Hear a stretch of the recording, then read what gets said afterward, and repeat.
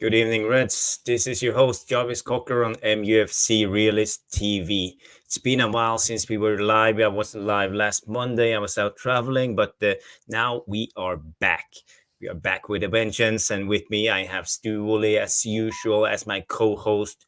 I have Poppy, Botswana Poppy, and Tom, journalist one as usual. And tonight we're going to talk a little bit about Ten Hag, and I feel a little bit unfairly pressured by all the Ten Hag outers. They say he has no tactics, no style, nothing. And tonight we're going to break it down. So stay tuned and we will be back after the intro. There is nothing wrong with your television set. Do not attempt to adjust the picture. We are controlling transmission. If we wish to make it louder, we will bring up the volume. If we wish to make it softer, we will tune it to a whisper. We will control the horizontal. We will control the vertical.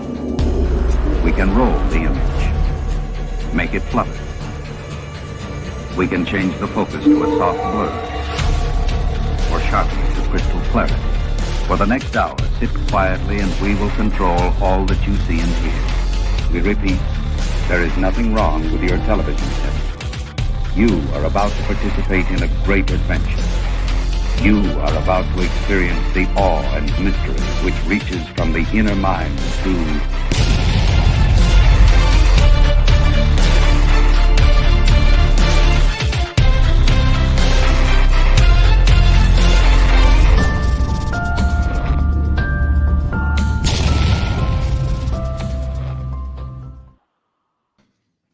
Boom, boom, boom, boom. As Mr. Pig always say, we are live and we are rocking because it's been 2 weeks since we had Jarvis's corner on, but now the panel are ready. Stu Woolley is ready. Poppy is ready. Tom is ready. We are ready to cook. And we will talk about, what else is it to talk about? Ten Hag. And we will talk a little bit about what's to come. We have a couple of games going forward. We will do the usual devil's advocate. I have something cooked up for you guys, and we will do the Q&A session when we end. But first of all, I want to say hi to the brilliant panel, my co-host, Mr. Stu Woolley. How are you doing, my friend? Yeah, I'm good. Finally refreshed after a weekend away, which was quite nice. Went into Tom will know, a beautiful village called Cheddar, which is in Somerset. So we had a beautiful place down there, and we had a great time. So I feel, really refreshed. Which is I saw the pictures. good. It's very like picturesque, or what do you call Very it? idyllic. Yeah, hugely idyllic. We're very, very fortunate in the UK. Parts of the UK are absolutely beautiful. So anyway, big hello to good to see you again, Tom and Pappy, my old mate, and the good old to see the VAR room. There's a few new ones I saw today. Sanjay from the Netherlands. So I don't think we've seen Sanjay before. So welcome, Sanjay. Welcome to everybody to the show. Let's have a good one. I did miss the Liverpool humbling. I was away doing Good for you, Stu. Good for you. I missed it. So it's not.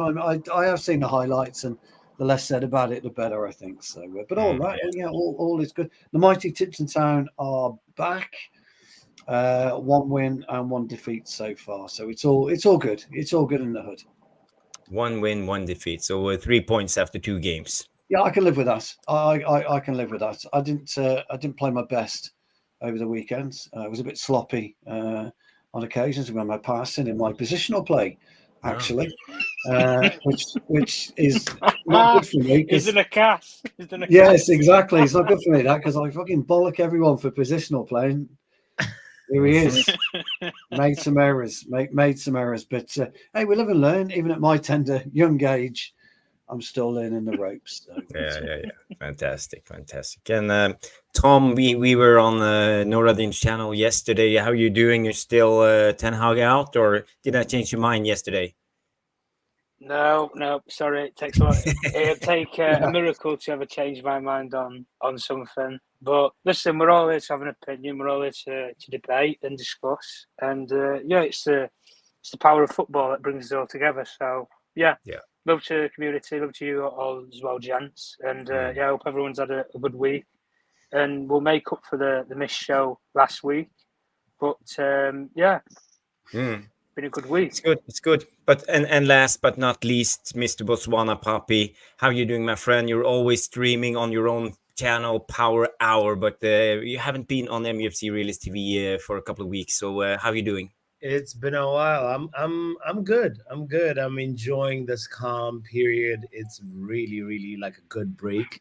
As you said, always streaming, always usually doing watch alongs and all that. And like so I've been really enjoying the time away from football, even though I'm starting to miss it now. I was feeling like, a week should be enough time for a break, but but I'm good. I'm obviously, there's also the change of seasons over here. We're entering autumn, fall, whatever you call it.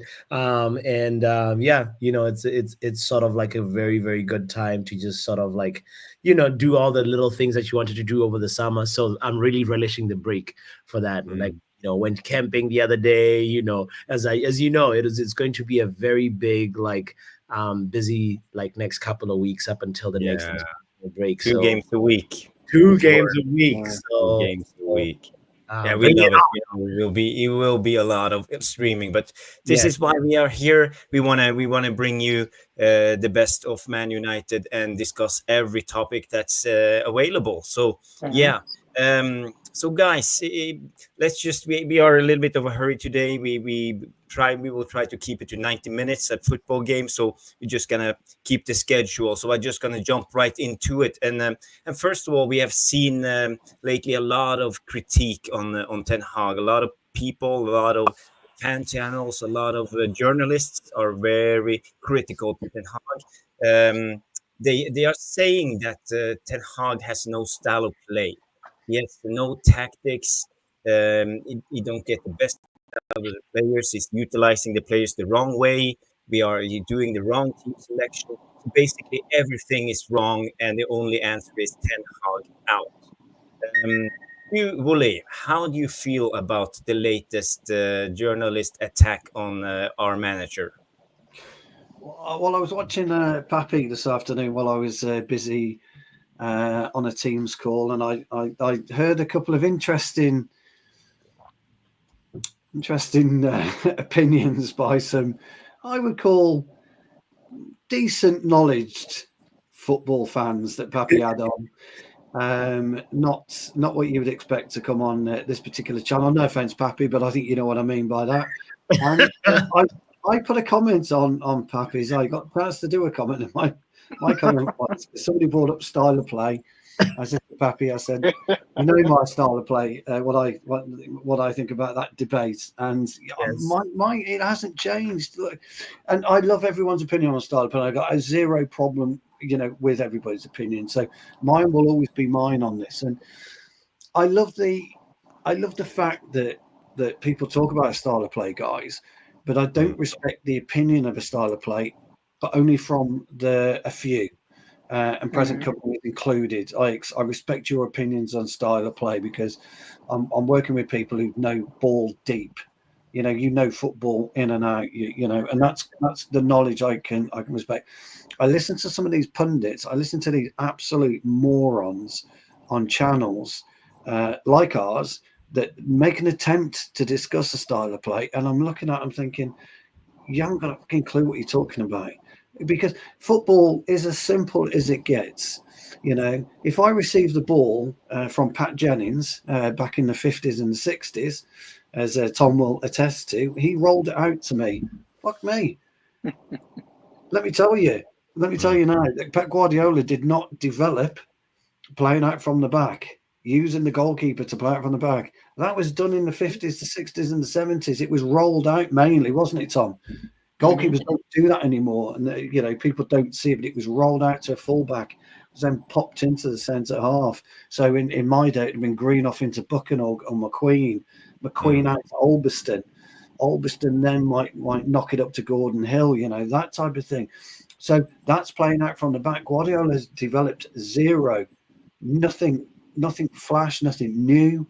The game hasn't changed. So a style of play to me is, hold on, I get the ball, I might run with it for 2 or 3 yards. I'm going to knock it into Pappy, and Pappy's going to maybe do a drop of the shoulder, bit of a Cruyff pirouette, and he's going to drop it off to Jarvis, and Jarvis is going to move it quickly to Tom. Tell me what style of play is that? Because all we've done is collect the football and pass it to each other to try and elevate ourselves up the pitch. And that's what football is. And like I say, I absolutely adore, proper people who understand the game and can absolutely articulately tell me their vision of a style of play. I've got no problem with it. But, we played Saturday afternoon, and the ball came into me, and we changed it on 3 or 4 occasions, how we developed our attack, how we developed our defensive structures, how we tried to control the ball in the middle. And when that wasn't working, we tried to use the wings. And when that wasn't working, we'd run the fullbacks. So we tried 3 different, you could call it styles of play, but 3 different approaches is what I call it, to break down the opposition. And then the opposition, again, during that particular game, we only got beat 2-1. They had to change their approach 2 or 3 times. They were going long ball on occasions because they had 2 quick forwards. So, my style of play was to elbow him in the neck and see what happened. And, he dropped, and, I got away with it, and that's how it is. But that's what happens in the game. I talk about it all the while, you guys. And I do, Tom and Jarvis in particular. I talk about the evolution of football. And the evolution of football is when you cross that white line, whatever you decided and worked on a Monday, Tuesday, Wednesday, Thursday, the team's then picked on the Thursday. So you do a bit of a drill against an opposition that play supposedly like the opposition you're playing. But once you cross that white line, it changes, because everything changes on that game.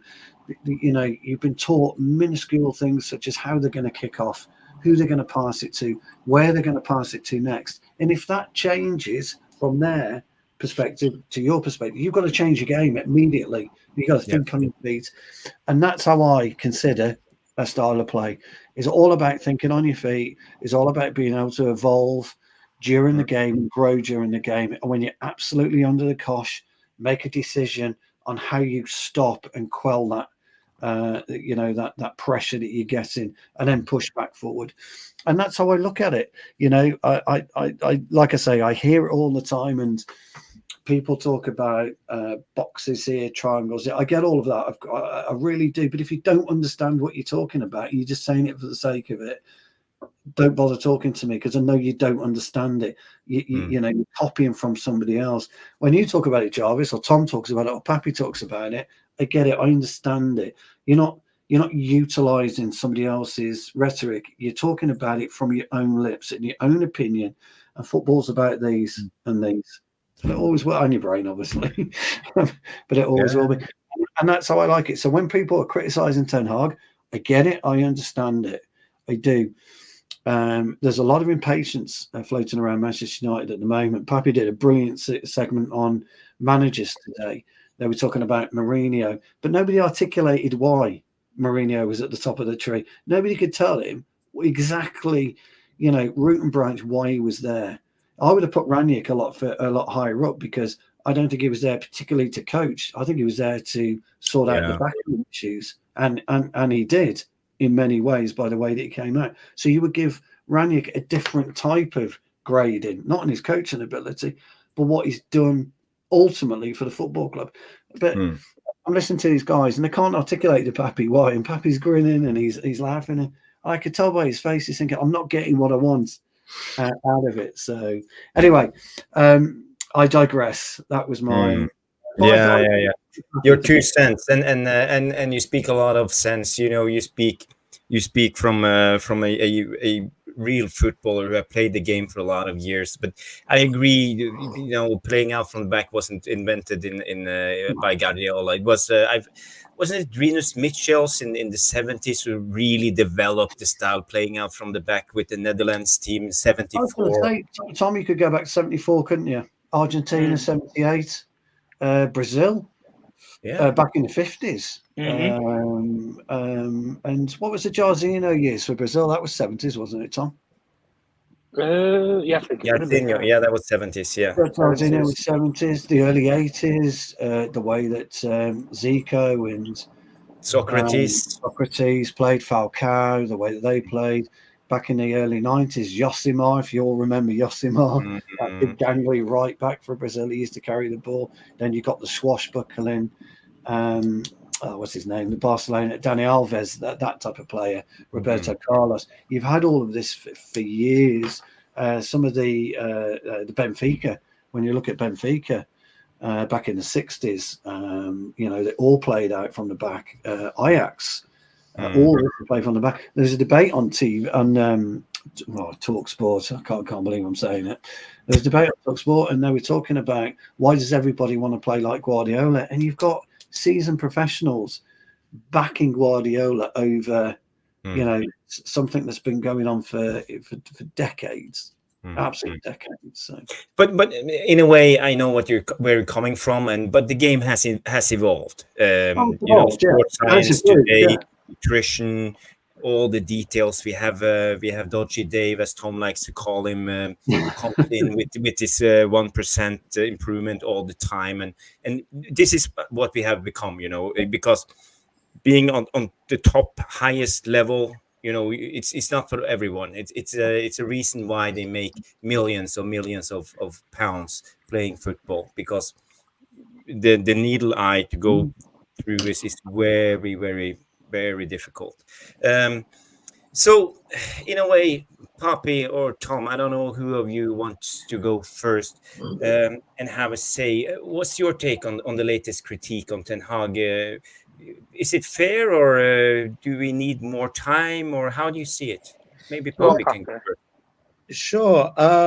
Yeah, I mean, before I get into that, it was very interesting to hear just like Stu's sort of breakdown about, this is a conversation that has been going on in the fan base, especially a lot over the last ever since the horror movie versus Liverpool at Old Trafford. Right? So and we conflate a lot of things, all the what do I call them? Armchair managers, the keyboard directors of football, the Twitter, technical directors. Everybody has come out the house and sort of had that. This is what's going on. This is what I think style of play is, and sometimes we don't actually like make a proper distinction between what is principles of play, what is style of play, and when you actually what's the tactic, and these are all different ways of analyzing and talking about a game and talking about what you're seeing in the game, right? And even within a style of play, there's all these little things that what is the pattern? Is it like a direct type of football? Is it long passes? Is it crossing into the box? Is it what?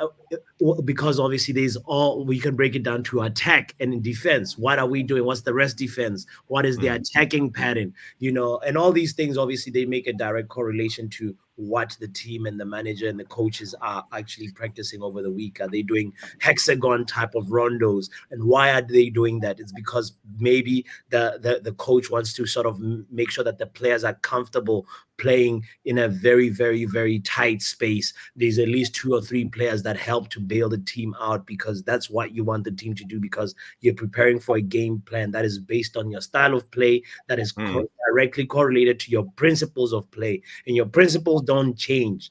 Usually your principles remain the same. It's sort of like how principle. A principle is a principle, right? And whether you are trying to be a little bit more attacking or a little bit more defensive, depending on what the opponent or what moment in the game you are. Are you trying to protect the lead? Are you trying to come back from being 2 goals down? All those little things.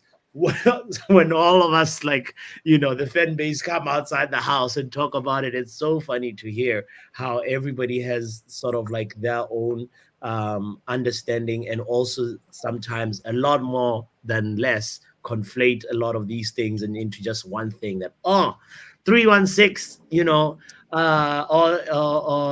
as somebody once said the other day, that like 316, like 316 is Stone Cold, so Ten Hag is now Stone Cold Steve Austin. It was such a funny conversation that I was like, oh my goodness, we as a fan base have gone too far. But in terms of like, obviously as consumers of football, you have the right to express your opinion, because your opinion is your opinion.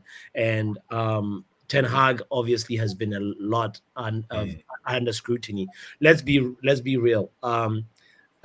Being a Manchester United coach is one of the highest degree of dugouts in the world. It's top 3, right? Yeah. The only thing maybe Real Madrid is like, or but the scrutiny, let's say in England, the scrutiny of a Manchester United coach, it doesn't matter if you're Ten Hag, if you're whoever, Ralph Rangnick, Ole Gunnar Solskjaer, you're under scrutiny day in, day out, right? And the fan base and the media, especially the media, and I don't want to actually just like generalize and say these like culprits, Jarvis. I know you were saying they're saying this, using a blanket statement, but let's call them out. Mirror, Talk Sport, the what is it called? The Sun. All these guys have literally like come out and even like they're sort of going to levels of like reaching bizarre grounds for me, where Ten Hag had a testimonial game that apparently he actually won, and the first things that were coming out in the media was that, oh, Ten Hag lost a game during the international break. Like, then that was just like part of the anti-Ten Hag agenda, that like we know that there's a money-making $1 million industry that, like, anytime you're able to get clicks and generate some traffic and get people to talk about Ten Hag, especially in a negative light, you will get like some revenue, you'll get some traffic. And of course, Ten Hag hasn't been the perfect manager. Nobody is the perfect manager, to be honest. Even I think Sir Alex Ferguson said it in his book that if you're a manager and you get 7 out of 10 decisions right, you have done your job as a manager. That means, like Sir Alex Ferguson knows, in your managerial tenure, you will still get a few things wrong, and it's all about getting more things right than wrong, right? So to say like this horrible criticism is justified is really ridiculous. And I see a lot of like the big media houses just literally like speaking negative about Erik Ten Hag, that I feel sorry for the guy. I really feel like, wow, there's almost like, it feels like it's a witch hunt against Erik Ten Hag, and it needs to just be called out and say, guys, stop it. We haven't, we're in an international break. We're actually in a very, very special international break, because I don't know if you guys realize this. This is the one time where we're not hearing leaks. During international breaks, Pogba is talking to the French media, L'Equipe. Raiola coming out. Is talking to whatever. Yeah. The Brazilians are talking to the Brazil. Like, it was just like too much like negativity, too much like leaks, even especially when the schedule is not busy. So right now, whether credit is to INEOS or whoever, we're more of a like, we're not Leaks FC anymore. And what I want to sort of like hang on to and say, this is kind of encouraging. I know some media houses will keep spewing that nonsense, but and that criticism is not justified, in my opinion. Anyway. Well said, Poppy. I think you speak well, and I agree with you speak a lot of sense in a way.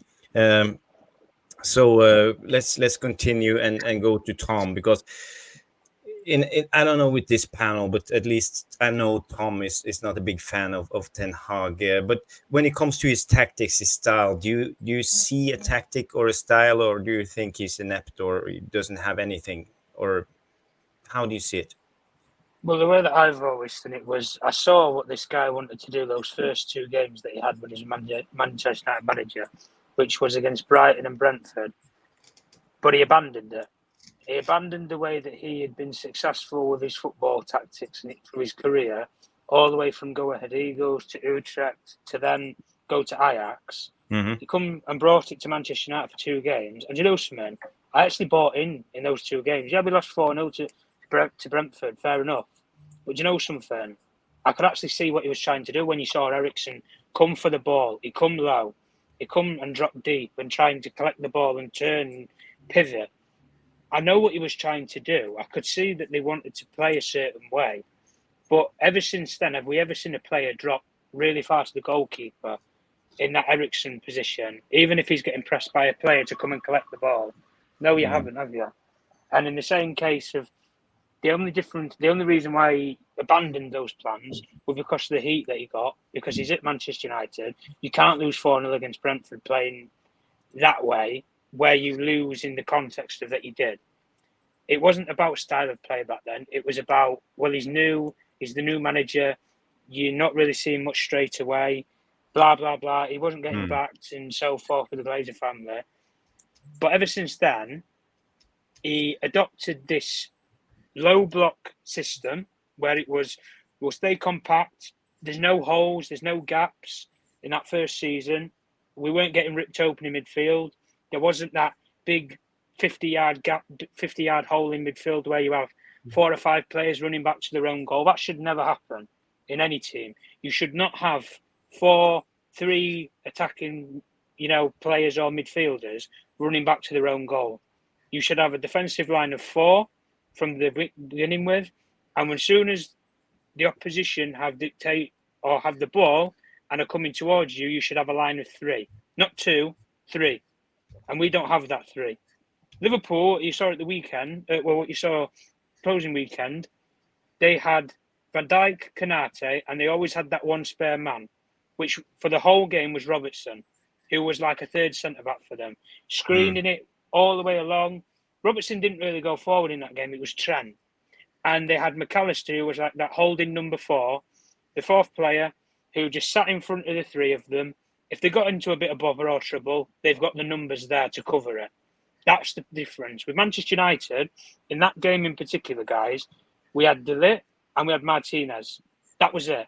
And they had Diaz, Salah, who else played, guys? Jota played up front. They also had Gravenberg. So they had like 4 players. 4 players running at Szoboszlai's, another one. 4 or 5 players running at 2 players.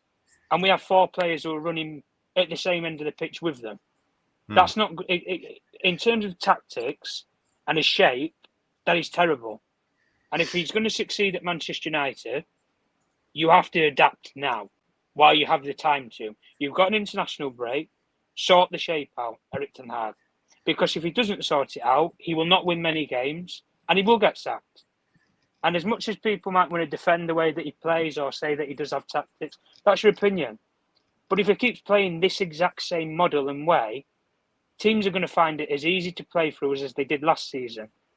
And the same point, guys, it doesn't matter what team comes up against you. If they are better than you on the day, they will get the result. That's a famous Premier League quote. And if you don't ever turn up on a day, regardless of who you play against, with a tactic, with a style of play, a shape, or just a bit of belief between 11 players, you won't win. It's as simple as that. There's teams in this league that I've seen that want it more than us. And they win games against us. They did it last season. There was teams that wanted it more than us. Forget tactics, forget style of play. They just wanted it more. Yeah. And that question was thrown was, does he even motivate these players anymore? Do they want to get up for it? These are supposedly his boys, his players. He knows them better than anybody. I know, Tom, when it comes to Stu, for example, he's a firm believer that a grown-up man doesn't need motivation from a coach. It should come from within and exactly. be able Well, to it should play come. for the badge. It should come from your internal instincts as a footballer. You have the passion to play football, but some players, they have that passion as a young kid. They sign all these brand deals. Then they think they're a commercial star. They think, that they're a social media influencer. That's what they think they are, more than a footballer. And the PR and the phone, everything takes off the field than what they do on the football pitch. And we know these players, guys. We don't need to hide behind it. We know them. We say, listen, I can easily name a couple. Neymar's another one. Would we not all say social media gets into a bit of limelight at Barcelona, thinks he's made it, thinks he's an ex-Ronaldinho? That's just the point. That's just one example that you can use. Rashford is not far off of that, would we say right now?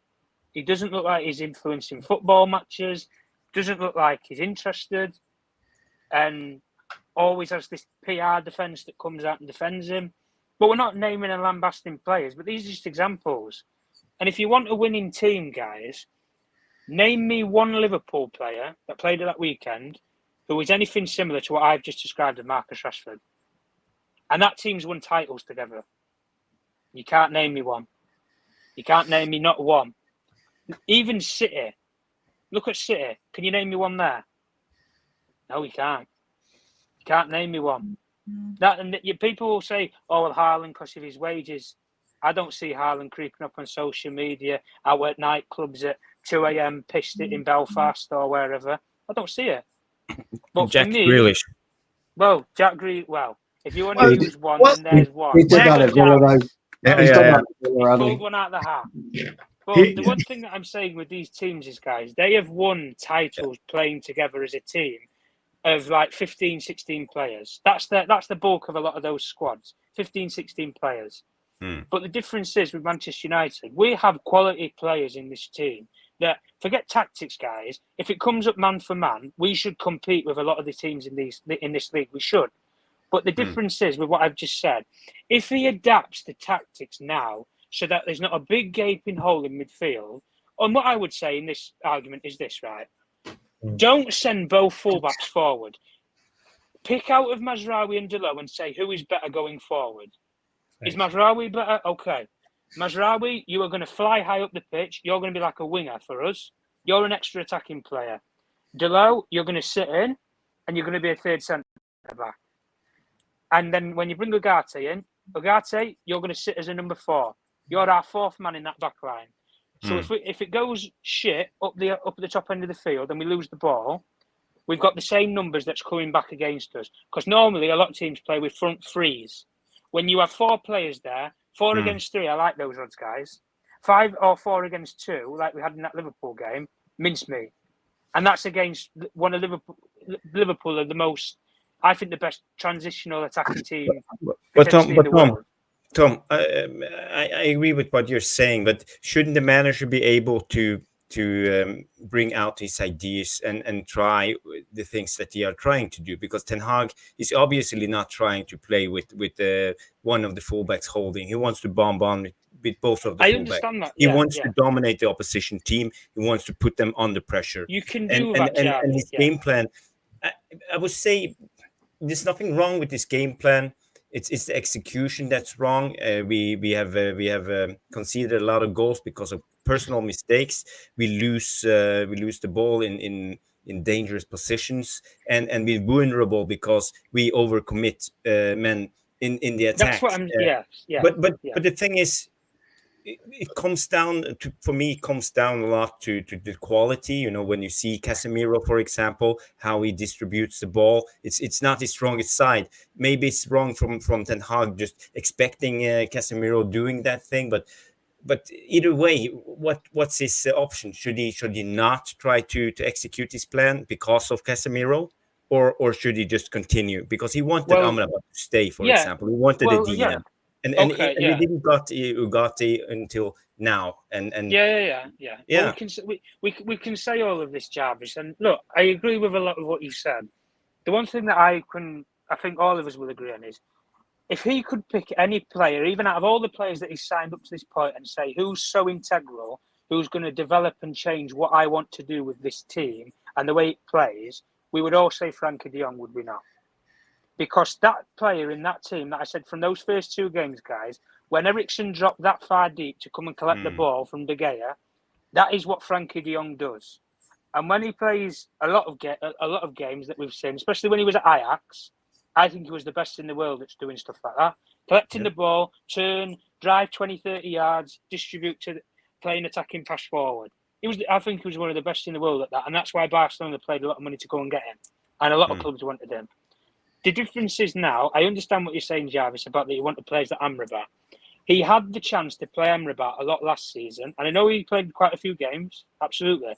But the difference was he didn't play him where he's strongly at, which is as a number 6. A lot of those games. Because he even played him as a right back, a left back, an 8, a bit higher up the pitch. He even played him at centre-back once. He didn't really ever use him as a number 6 apart from that final. And he was brilliant in the final, in the FA Cup. And that's one of the most renowned games that we said about with Amrabat. But the problem that Ten Hag has right now, forget about personnel because he can't do anything now. He is stuck with this squad till January at the very earliest. So he has got to come up with something that stops us leaking goals, maximises our attacking output, but also gives us balance so we don't have a big hole through the middle of us. And what I've said, Jarvis, if he believes in this system that you can have two fullbacks bombing all the way up forward, right? There was a manager who come to this league. His name was Jurgen Klopp. He did the exact same system with shite players like Adam Johnson at right back. When he brought in players that he wanted, like he found Trent from the academy, and he brought in Robertson, those players could play the way that he wanted. The difference was when those players played it, one of them went forward on one side. They didn't both go at the same time. But if the ball then transitioned to the opposite side of the pitch, Robertson would be in the area to collect the ball and put a ball in. But he wasn't directly near where the corner flag is, as high up as Trent was. The reason being is he provided the balance that if they got transitioned on, they would still have 3 men at the back. So when you ever saw Liverpool get counter-attacked on because they played this high line, and Liverpool could always get out with that high line, the difference was they had Van Dijk, who was 6 foot, what is he, guys? 6'4", 6'5", runs like Usain Bolt when he was a lot younger. Yeah. His recovery pace bought them out of But jail. not only his speed, his pace, but his reading of the game. I think that's his strongest The same attribute. thing you could say for a player like Kyle Walker. City could play that high line because they had that one player who had that recovery pace who, if they got caught out on the transition, they had one player who could catch any player in European football that was going to run at them. We don't have that player, I don't believe. So in playing this system, he has to drop a player off, and then he has to get a player to sit in front. Ugarte can sit in front, that's fine, and be that fourth man player. But you cannot have 2 players bomb on because the quality in this league will rip you apart, Erik ten Hag. You can get away with doing that in the Eredivisie where the quality isn't as good. When you play teams like Brentford, who might have quality players, guys, but you know the one thing is, they have a clear identity of way of playing. As a club, and I'll say this last point, we have lost our philosophy as a football club for about a decade now. Fergie instilled a philosophy in this club for 2 decades. We have lost it as a club completely. But how do we find it? How do we find it again? How do we find it? Okay. Push it through, and we have to trust the manager staying along for more than 2 seasons to get an identity. It's not about the manager, Jarvis. Managers come and go every time at every club, because it's either you're the right fit for their club and the style that they want to play, or you're not. We, as a club, for 10 years, never picked a style of play. Proof is in the pudding with the managers that we appointed. Mourinho, Van Gaal, Ole, none of them had a similar style at all. None of them. They all had their own style. They was all different in their own ways. And Ten Hag is exactly the same. The way that I want INEOS to look at this is, and they've put themselves in this position now where, clearly the way that Ten Hag's playing right now is the way that they want to go down. Because if they want to go down this way, if they didn't want to go down this way, you would get rid of him in the summer and you will buy whatever manager you want out of European football. We are Manchester United. We want your manager. We will pay you X. You will give us Y. See you later. And we've got the manager that we want to play the style that we want. The thing that I want and that I think that INEOS have gone down is they have picked a style of play and they have said to Ten Hag, you will coach this way. And if you don't get results and you don't coach this way, you will not be our manager long term. We have a clear, defined way that we want to do things. There's a new recruitment strategy, guys, a policy of players that were signed. Is it result-based or is it performance-based? I think it's more performance-based, Jarvis, because results come after you get top performances. That's how a lot of people see football. If you play the best football, if you entertain people week in, week out, fans will buy into it long enough that if it means that you get results later down the line, like trophies or titles, it will be worth the wait. But you're having some enjoyment along the way. Right now, not a lot of fans are enjoying the way that we play. Majority of them, if you put a poll up and say, do you enjoy the way United play right now? They're going to say no. That's the high percentage of it. The difference with how this fan base, and I look at it, is we lost our philosophy identity when Fergie left us.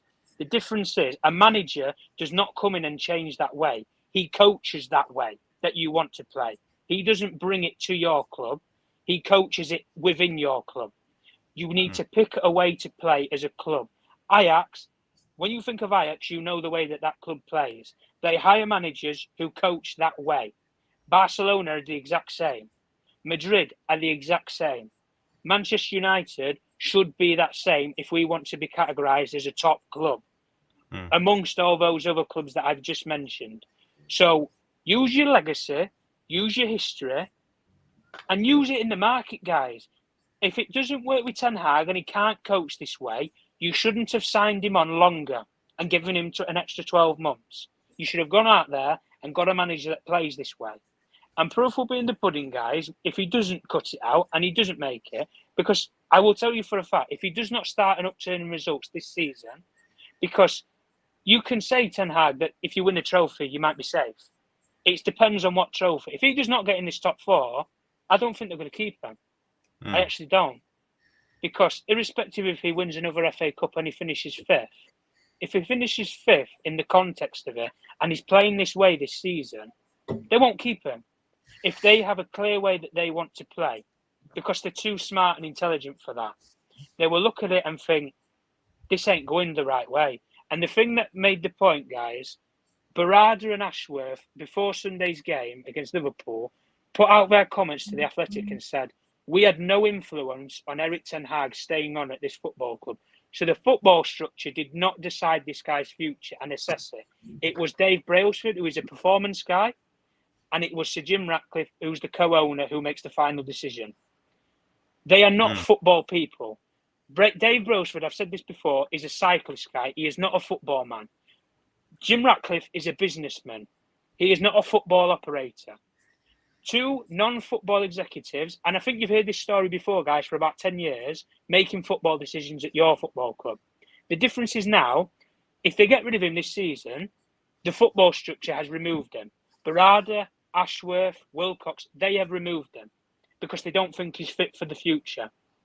The difference is, if he doesn't get an upturn in results, guys, he is not going to see out this season. If he doesn't get proper performance week in, week out, because they look at this as an entertainment business. Football is entertainment. If they did a poll around Old Trafford, around all the fans, and say, are you entertained? Are you entertained about this? They're going to say no. Yeah, because but we're not winning games. There's big holes. We're not winning games. We're losing. Because I thought if you asked everybody after the FA Cup final, that's 4 games ago, would you think people would say they are entertained or not?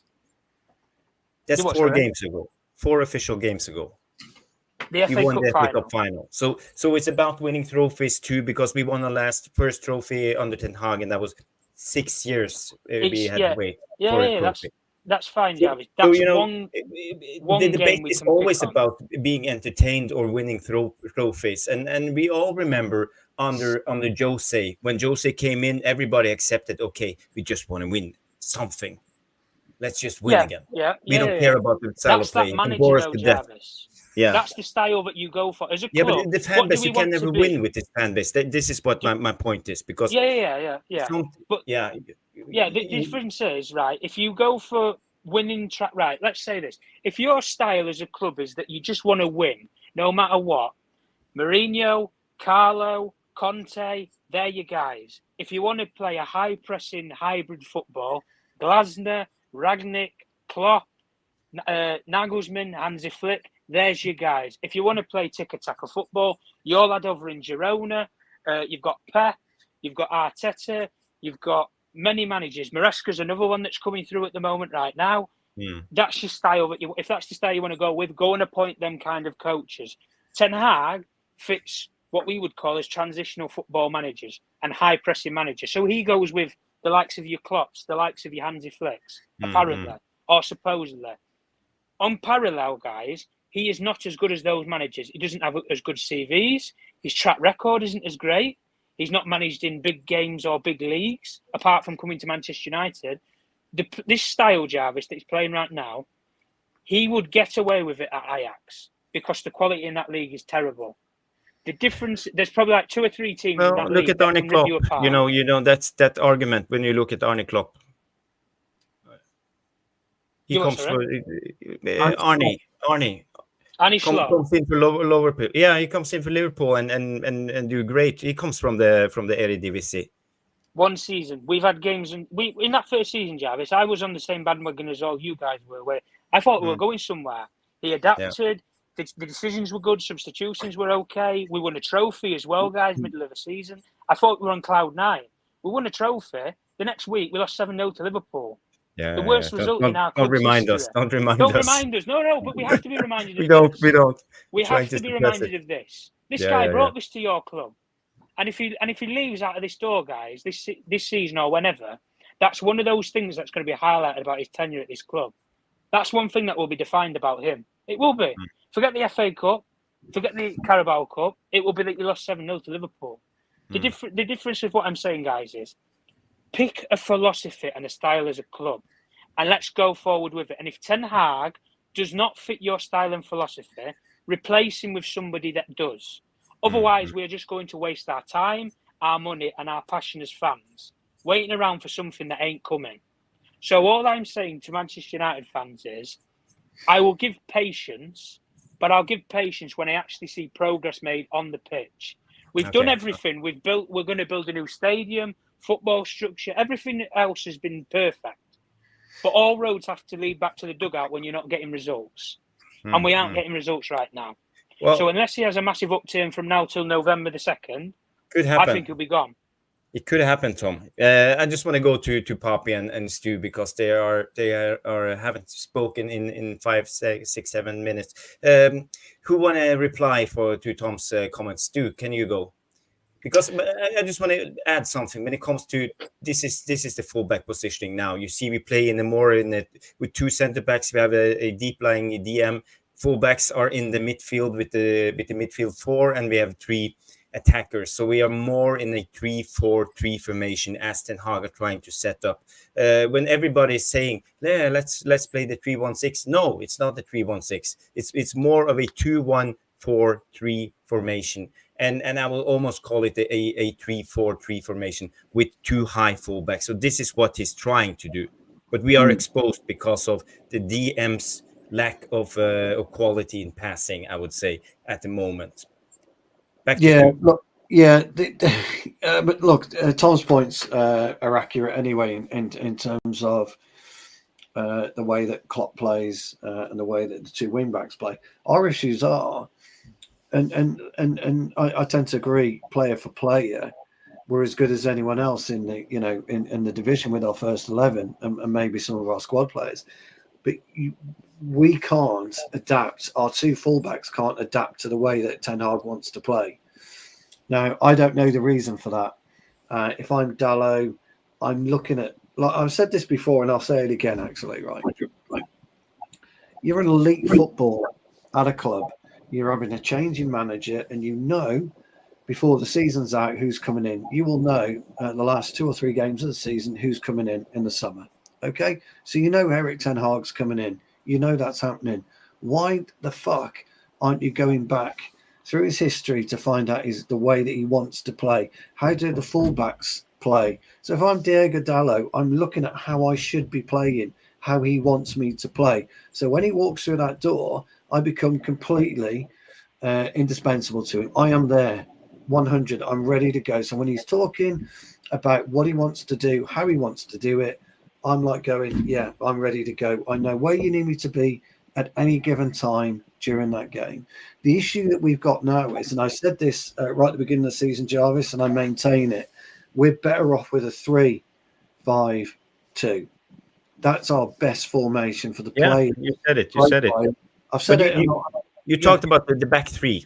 Yeah, all in it. That's the best profile. And what you look at, if you put that picture back up, yes, that you've got, and you look at and Tom's right here, by the way, our fullbacks are almost parallel, and we've got a CDM. Look at how exposed we are to the turnover immediately because of the position at where we are. And if you've got a 3 at the back, and I'm talking a Euro here, I'm talking a Delict, and I'm talking a Martinez, you've got a better structured 3, which means you can split and you can widen the pitch.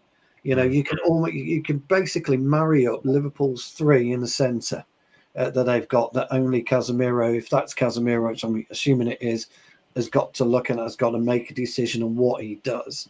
He's completely out of position anyway because he should have walked back and stood alongside Delict. And I don't know who played because, as I say, I didn't really see the game. alongside De Ligt and Martinez, I'm assuming, to make that covering. So it isn't always the quality of the players. What it is the ability to understand. And if you don't understand, because you can't be asked, you cannot be bothered to go and look at the history of your incoming manager and try and understand and learn the way that he's played in the past. And he's wanting to, as Tom was right, actually. His assessment was right when it comes to the first 2 games of the season when he first joined. Yes, we got beat 4-0, and you could argue the players just couldn't get it. But if you've got players that were interested in football still, and not interested in Gucci handbags and Gucci this and fucking Armani that and your next Rolls Royce or whatever, you got players who actually wanted to perform and play at the elite level, the highest level, you would have done your due diligence on the manager that was coming in. I would have done that. Yeah, it's not rocket science. I'm not talking anything amazing. Wow, fucking hell, I've never thought about doing that, because most people have got a brain in their skulls. They just don't use it. And so if I'm Dallo, that's what I would be doing. If you look at the way Mazzari plays, he's got a small understanding of where we should be at any given time. That's Mazzari. Look at the way that De Ligt is kind of integrating himself into the team. He's kind of got an understanding of where Ten Hag would want him to be. And you'll see that partnership deliver. But when you run with a 3 at the back and you put a Euro central, you put De Ligt right, you put a Martinez left, you've got a far more balanced 3. And if you do lose a fullback on either side, you've got a Martinez can step left, or you've got a De Ligt that can step right. And then you've still got Euro, who can manage the yardage between De Ligt and himself and Martinez and himself. He's then talking to Agate and saying, right, I need you parallel in front of me, directly in front of me, so that you can go 10 yards left, 10 yards right when needs be. Or if we're in trouble, I'm going to bring you back 5 yards in front of me. Okay? That's how you do it. It's not, again, we're not talking anything amazing here. This isn't rocket science when it comes to football. Football is as, I hate to say this, and I know Tom and Pappy and you all agree with me, when you really drill down to it, it's as basic as adding 2 + 2. It really is. How the fuck you've got to go through 5 or 6 years to get a super license to manage in the Premier League is fucking beyond me, because 90% of football is common sense. I teach my kids all the time that, you know, when we're coaching them, use your brain first. Forget your feet. Your brain's telling you, it's dictating to you where you should be, where you need to go, how fast you run, how slow you run, how you trap the ball. Can you do it 1 touch? Do you need 3 touches? You know, can you go right? Can you go left? What happens if I go right? Am I going to get hit? You know, that's what your brain does. And then your feet just automatically do it. So you are talking and this is where I get Tom's frustration, actually. Yeah. This is where I look, Trev. This is where I get Tom's frustration, really, because the inability of our players to understand the basics is mind-blowing. It really is mind-blowing. And Liverpool, again, the bits that I did see, I don't think we're brilliant against us. It's just that we allowed them to be better than us. You know, and that does happen in football. It does happen. You can go into a game and you're the form team. You can get beat by somebody who's bottom of the league because you're not switched on and you're not ready. And we can't afford not to be ready. So I agree with a lot of what Tom says. And to be fair to Tom, he's not really actually talking about the style of play. I think the frustration around is the communication between Ten Hag and the ability to understand the fucking basics of it. You don't have to go into a change room and say, oh, Rashford, just make sure your boots are on the right foot today. Because that's what you're fucking dealing with. You're dealing with moronicness of that nature, of that height. Oh, sorry, De Ligt, that's not your number, mate. You haven't got De Ligt on the shirt. You've got Martinez's shirt there. Just thought I'd that's what you're talking about. I need you to stand here. When they're he's found his horn. That's where I need to be. That's all I'm saying. That's all I'm saying. I'm not telling you to do fucking the Rubik's Cube while you're doing it. I'm just telling you to stand there. And then I'm saying to you, bring Casemiro back in. You can see it happening in front of you. It's not as if you can't see what's happening in front of you. Look, you can't always stop it. We were proof of that on Saturday, although I was rubbish, but we were still proof of that. You can't stop it all the time, but you can adapt and you evolve and you try and change throughout the game. And I think that's where Tom's frustration is. And I get it. I really do. I get it. And like I say, when you listen to somebody, Pappy, yourself, Tom, who understand the game, you get it and you understand it a bit more. And you can have an opinion debate without arguments, because there's a respect in there, and that's the way I think Tom sees it. Tom will correct me if I'm wrong, but that's how I think he sees it. Well said, Stu. Thank you very much. Oh, fucking hell, Pappy. I thought you'd have given me the fucking glasses then, dude. Come on. I thought I got the fucking glasses. You broke We it have down a well. super chat. We have a super chat. Before we go to Poppy and this Ten Hag discussion, Oh, we have a super chat. I didn't see it. Alien Sorry. 10 I just want to play this. Super chat, super chat, super chat. Super Chat. And Poppy may have the honor reading out Alien Red Devil's comment.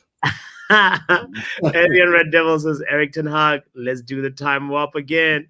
Just a two-step. Big up, Peter. Big up, Peter. Big up. Thank you for the super chat.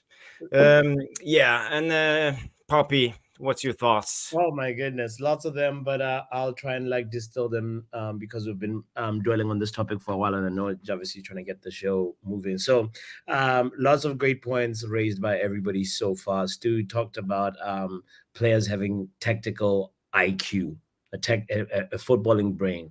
Remember in 2017 when Mourinho was talking about Luke Shaw? I know Luke Shaw was not playing in the last game, but I'm using this example to give context about what I want to say, because Mourinho said that Luke Shaw was right in front of him and it was Mourinho making every decision for him. He was there as a body with Mourinho's brain. That's essentially what Mourinho said about Luke Shaw. Now, why would a manager say something like this about a player? Maybe I feel like there was the manager seeing that this player does not have at this moment the tactical acumen to know exactly where his positioning should be, to know exactly what to do with the ball when he receives it, because Mourinho was sort of looking and sort of analyzing from the dugout, from the sideline for him, you know. So when we go to, like, say, the picture that Jarvis showed earlier on, and we have our fullbacks bombing forward, like Tom was speaking about it, I think that Liverpool game, it should be a moment of, like, you know, remember at the beginning we're talking about principles and style of play being two different things. Like, you can still have the intention to want to overload the opposition defensive line, but you still have to know that the ball has to be progressed into their final third first before you can do that overloading, because that overloading is there for a reason. Ten Hag wants to sort of manipulate the opposition defensive line so that to create space in ways that he has prepared in his game plan, right? So now when you have players that are careless with the ball, we have Arsenal, we have Man City, those teams know how to take care of the ball. They know how to, like, really progress it, like, you know, with care, because it feels like we are so careless with it. And it's not rocket science to be able to say, oh, look, Liverpool got a goal just disallowed. That's a warning sign.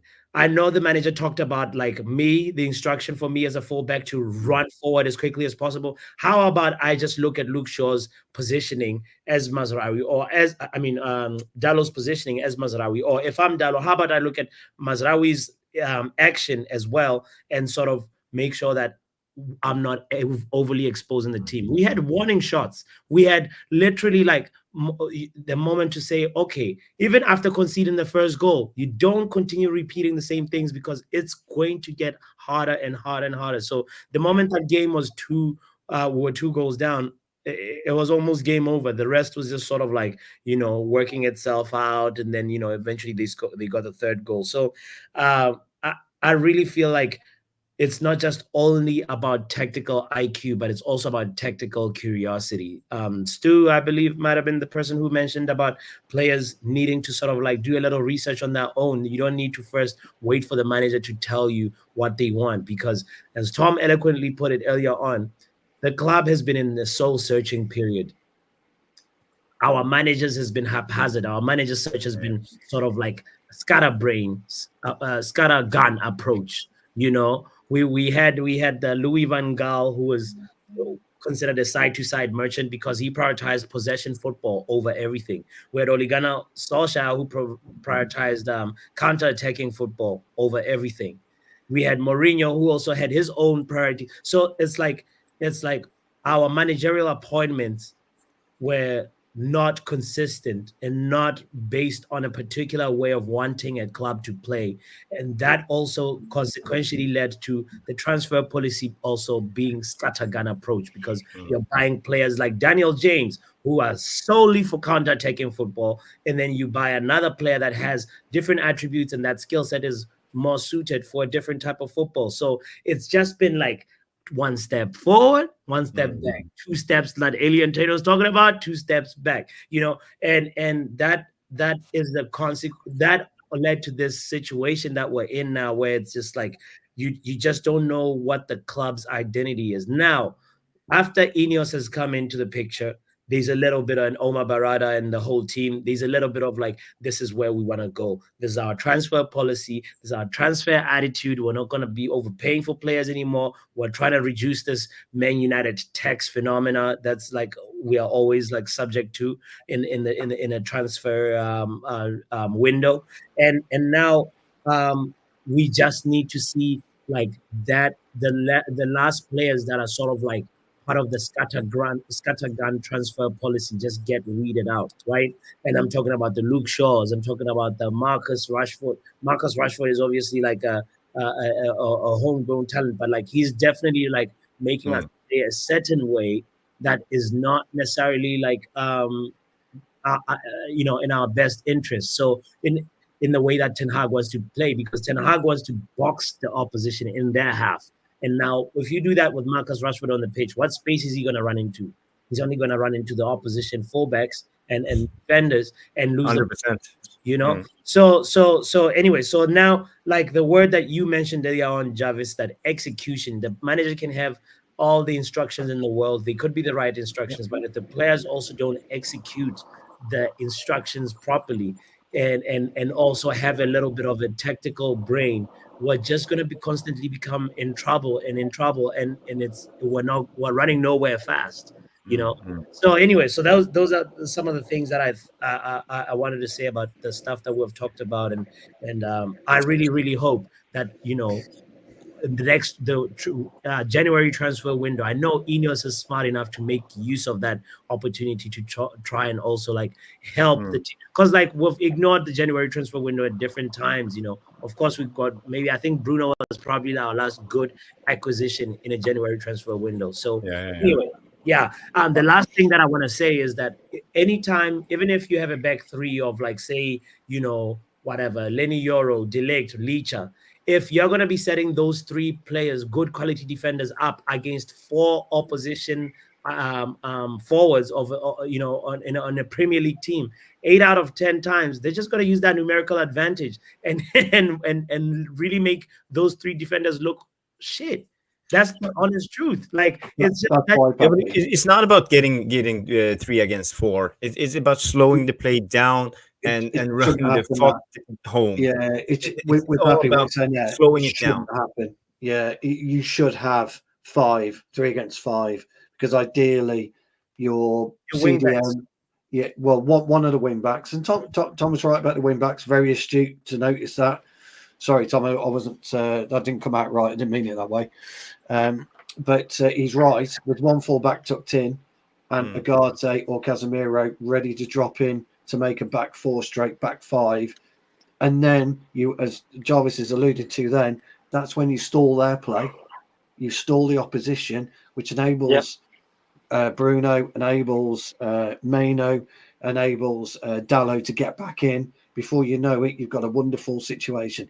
When we play against a low block, this is where we're docile. We play a very docile game of football. When we play a low block, we don't try and coax them out to us. We won't. We just pummel and pummel and pummel. So when you pummel them, they're just going to sit deep and say, "Give us your best shot." We're just a brick wall here. Give us your best shot. Unless you've got a player who's willing to take 2 or 3 players on to either win a free kick deep into their half or try and get a penalty, try and bring them out, try and coax them out. We play a very docile game of football there. But I will say one thing: VAR rumours. Listening to Tom and Pappy, you just heard a masterclass on football. And you should really take it in and listen to what these guys are telling you, because there is a depth of knowledge here that you won't get anywhere else, fellas. You really won't. And ladies are in there. So I think they both need a round of applause, Jarvis, please. Yes, I will play the applause. Give me 2 seconds. Thank you. Look, you're right. You talk about principles. Football is about principles. Tom notices things that people don't notice. Jarvis notices things that people don't notice. And it gets explained properly. It gets explained so that people can listen and understand. But when it comes to football, we're all learning. All of us learn every day. But honestly, guys, this is a channel. You want proper... Stu, I just want to say, for me, this is what I would like. A good debate where we can actually talk about what's going on with the club and how we see it as fans, because at the end of the day, we are football fans. And my biggest problem with the Ten Hag out debate, the calling for his head all the time, I think it's a classic example of a one-dimensional solution for a multifaceted problem, and we talk about it and we go deep and dive into it and actually try to figure out what's wrong. And I don't have all the answers, neither do you used to, or Poppy or Tom, but together we can try to figure out what's actually going on with the club. So yeah, I like it. Let's just move on to the next segment, guys, because I just want to remind everybody we are doing the Q&A soon, so get your questions in for Stu, because he will lead the Q&A. Yes. But first we will go to the new segment that we tried last show, the what we call it, the devil's advocate. Oh Lord. I know where this is going. is the segment where I present a question, and one has to be for and one has to be against the question. So let's just delve into it. I just want to find the intro as Mick made, because that's brilliant.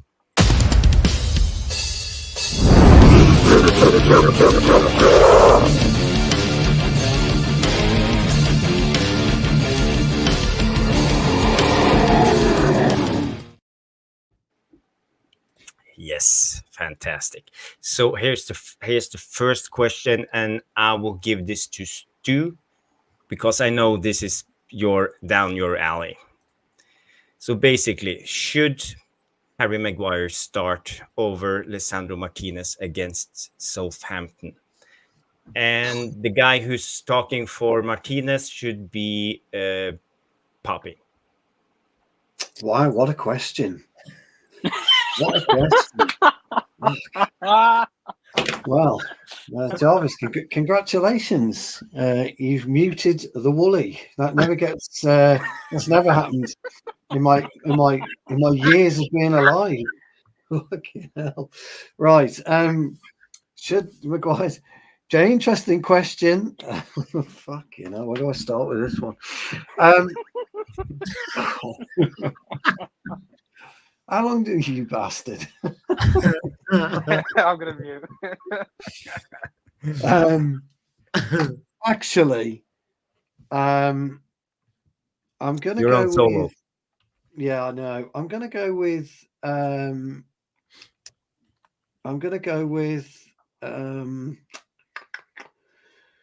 oh fuck, Jesus. Well, look, I'm going to go with no, and this is hard for me. This is really difficult for me. I'm going to go with no, and I'm going to make Pappy's job a lot easier here. I'm reflecting on the past couple of games.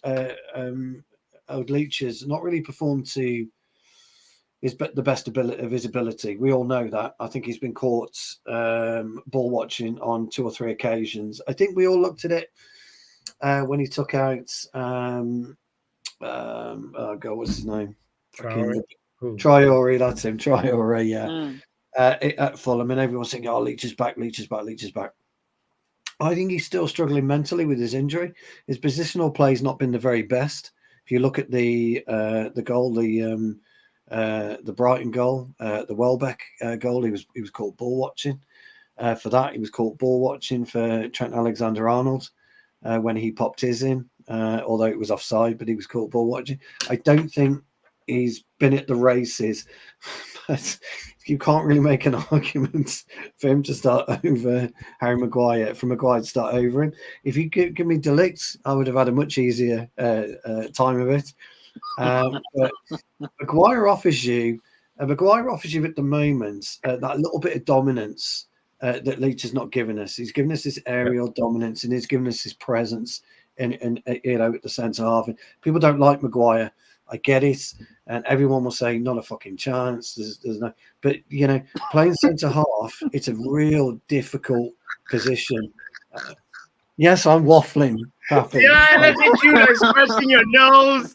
I'm waffling. I'm waffling. I know I'm waffling, but I'm going to waffle for a couple more seconds. You have 2 minutes. 2 minutes is a limit for the devil's advocate. Make your argument. Yeah, it's an extremely difficult position to execute correctly. It really is. Everybody looks at centre halves and all they do is fucking, get up, hoof the ball, or go for a header and foul somebody. No, it's not. It's a bit more difficult. So, no. Unfortunately, okay. I love you, Harry. I love you, Harry. I love you, Harry. I love you, Harry. I love you, Harry. But no. That was that. Sorry. On all my time on YouTube, that has been the most made-up load of bollocks I've ever had to come out. Puppy. Okay, give us just 15 seconds on why Leach just start over Harry Maguire. Okay, shouldn't be that bad. Stu nearly nearly raised an argument about whatever, Leach has made some mistakes this season, but so has Maguire. I know. I know. Yeah, and I was like, but the main thing is, let's be real. Leach, he's in Erik ten Hag's first season, we had a very, very good defensive record, and Leach was a big part of that defensive line. He brings an aggression that is very, very important in Erik ten Hag's style of play. He also brings in really, really good line-breaking passes that are extremely vital in the way Ten Hag wants to sort of overload the opposition with a lot of his players. So without Leach, you're missing a lot of those. I hear the point about aerial presence. Sure, that's one thing that Leach falls short. Stands short, in terms of I had to say it. Okay, but but you can tell that the reason why it's over the summer I had the privilege to watch Copa America, and I can tell you confidently that Argentina did not lose anytime Leach was in that defensive line. And most recently, Leach has actually been playing on a left back position for Argentina. So he's actually even much more fitter than Harry Maguire. He's much more sharp than Harry Maguire. And the only reason why it's been a little bit shaky on Leach's part at the beginning of this season is because he doesn't have the anchor man who he used to have, Rafael Varane. When you are now learning a new center back partnership, of course, the De Ligt, De Ligt's presence is good and everything, but they're still learning how to play together. And you're gonna see the best of Leach this season, as long as De Ligt is right there with him. And end of debate. Like, there's no way anybody can tell me that. Like, There was no debate. okay, all right. I tried to make a debate, but Okay, okay. I didn't get anywhere with it. Quite frankly, I failed miserably. Yeah. So, You know, when you come on Jarvis's corner, you have to be prepared for everything and anything. Pappy, So, I think what you're trying to say is, Stu, you've been stiffed.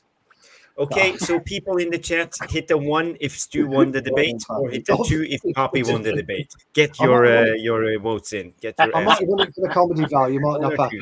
Tom is just laughing. Can you give Tom a tough one, Jarvis? He was laughing at Stu the whole time. It's the first time. That's the first time Tom's ever seen me go blank. I mean, it took you a whole 2 minutes to even think of anything to say. I love Maguire. I love Maguire. You got a clue what to say. It was, I've never been stuck. Someone should clip this. Someone should clip this. Yeah. Let's go to the next, but it will be a short one. It's the next question, and I want Tom to be the pro and Stu to be against. Oh, okay. So this is the question. Here it goes. Should Luke Shaw be our left back for the next couple of seasons? Tom.